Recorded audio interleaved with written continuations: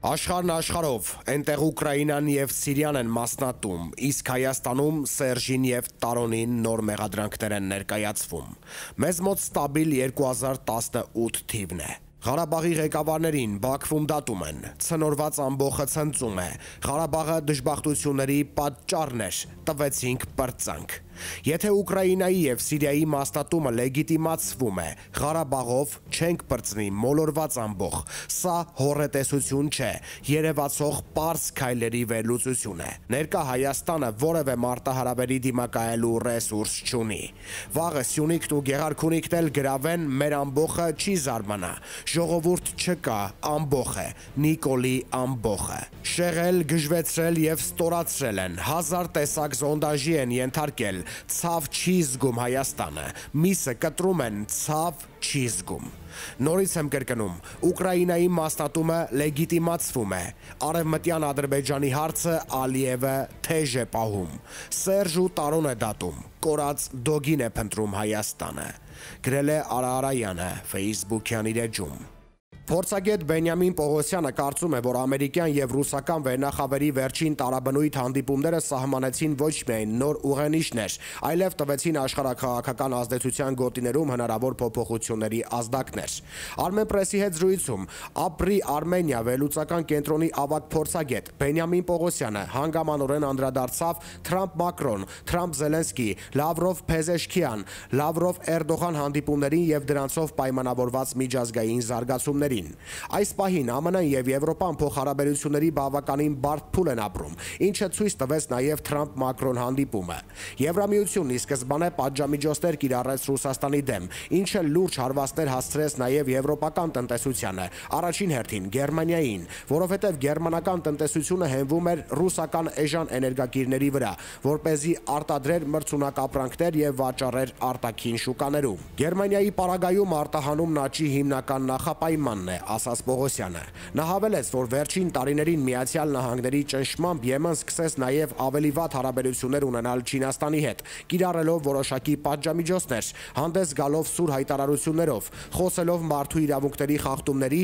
եւ նույնիսկ ուйգուրների, այսպես կոչված ցեղասպանության մասին։ Այդ ամենն արվում էր տրանսատլանտյան միասնությունն ապահովելու, աշխարհում ժողովրդավարության եւ ազատության համար մղվող պայքարին աջակցելու լոզունգների ներքո։ Այդ ամենի արդյունքում ԱՄՆ-ն վերջին տարիներին արձանագրեց տնտեսական զգալի աճ, մինչդեռ ԵՄ-ում գրանցվեց տնտեսական լուրջ անկում։ Այդ ամենը եվրոպացիներն անում էին ամերիկյան կողմի հորդորով եւ ճնշմամբ։ ԱՄՆ-ում տեղի ունեցան նախագահական ընտրություններ, ընտրվեց Դոնալդ Թրամփը եւ պարզվեց, որ նրա համար տրանսատլանտյան միասնությունն այնքան էլ կարեւոր չէ։ Նրա համար առաջին հերթին նշանակություն ունի ԱՄՆ-ի հետագա հզորացումը, այդ թվում տնտեսապես, Եվրամիության հաշվին։ Չմոռանանք, Թրամփը հստակ հայտարարեց, որ Եմեն ստեղծվել է Միացյալ Նահանգներին հարվածելու համար, որ եվրոպացիներն ապրել են ԱՄՆ-ի հաշվին, ուստի այդ ամեն ինչի վերջը պետք է գա։ Վաշինգտոնը փորձում է զուգահեռաբար հարաբերությունները կարգավորել Ռուսաստանի Դաշնության հետ։ Նման պայմաններում Եմեն փորձում է հասկանալ իր հետագա անելիքները։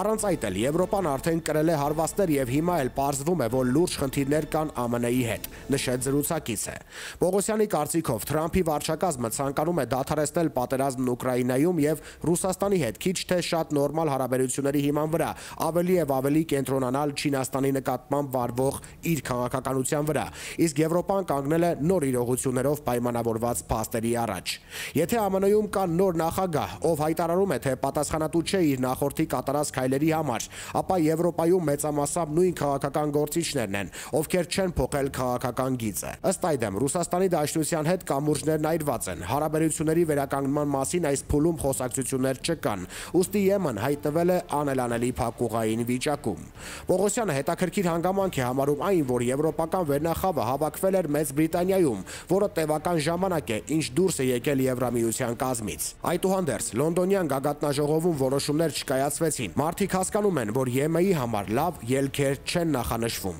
որ այն արդեն հայտնվել է Ուկրաինայի վիճակում։ Մի բան հստակ է, որ առանց ԱՄՆ-ի Եվրոպան ուղղակի ի վիճակի չէ երկարատև պատերազմ մղել Ռուսաստանի դեմ։ Այնինչ տեսանելի էր Ուկրաինայում ավելի եւ ավելի էր նմանվում պրոքսի պատերազմի, որտեղ մի կողմում Արևմուտքն էր իր ասիական դաշնակիցներով, իսկ մյուս կողմում Ռուսաստանն էր։ Եթե հավասարումից հանենք ԱՄՆ-ին, ապա գործընթացը չի հաջողի։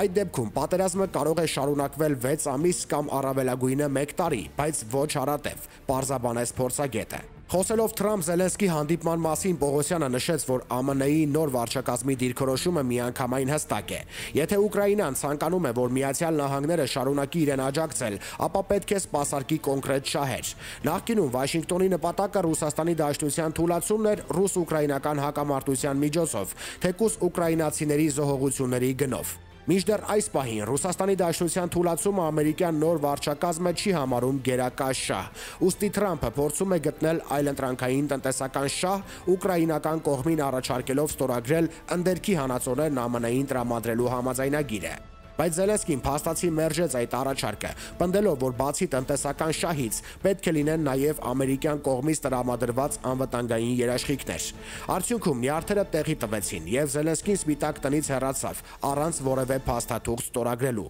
Եթե այդ համաձայնագիրն էլ չկա, ուստի անտրամաբանական է ԱՄՆ-ի հետագա ներգրավվածությունը ռուս-ուկրաինական հակամարտությունում։ Չեմ բացառում, որ մոտ օրերս կկայացվեն որոշումներ, որոնք էականորեն կնվազեցնեն ամերիկյան կողմի մասնակցությունը վերոհիշյալ կոնֆլիկտում, այսինքն Ուկրաինան Ռուսաստանի Դաշնության դեմ շարունակելու է պայքարել միայն ԵՄ-ի աջակցությամբ, որը ոչ մի տեղ տանող ճանապարհ է։ Կամ եվրոպացիները պետք է համոզեն Զելենսկուն ընդունել Թրամփի առաջարկը, կամ նրա անդրդվելիության պարագայում պետք է Ուկրաինայում ի հայտ գա նոր ղեկավար, ով կհամաձայնի նոր պայմաններին։ Հակառակ դեպքում հակամարտությունից ԱՄՆ-ի դուրս գալու դեպքում ուկրաինական կողմը կկրի ավելի մեծ կորուստներ, ասաց Պողոսյանը։ Իսկ ինչ վերաբերում է ռուսական կողմի հանդիպումներին, փորձագետն ընդգծեց, որ Մոսկվան իր հերթին հասկանում է, որ Միացյալ Նահանգներն այլևս դադարել է Ռուսաստանի Դաշնության թուլացումը դիտարկել որպես գերնպատակ, ընդ որում ոչ միայն Ուկրաինայում, այլև Հարավային Կովկասում։ Վերջին տարիներին ԱՄՆ-ն ակտիվորեն ներգրավված էր հայ-ադրբեջանական հարաբերությունների կարգավորման գործընթացում,